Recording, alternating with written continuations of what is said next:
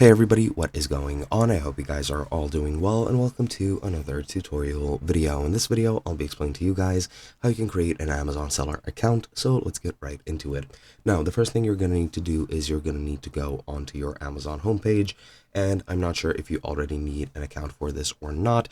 However, having an account does help. So once you're on the main page, what you're going to need to do is you're going to need to go into the sell menu.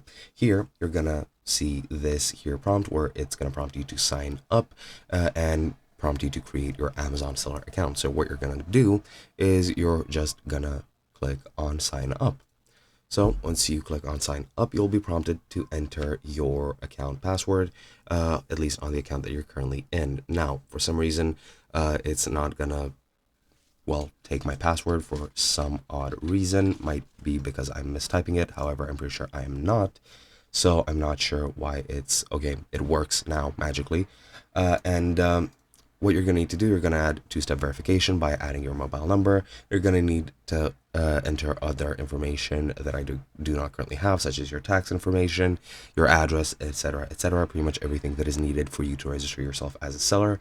And once you go through all of that, and it is a bit of a tedious process, but it is important to set everything up correctly.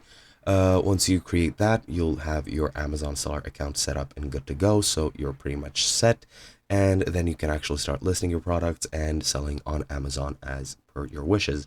And that is pretty much all there is to it. Hope you guys enjoyed, and I'll be seeing you guys in another video.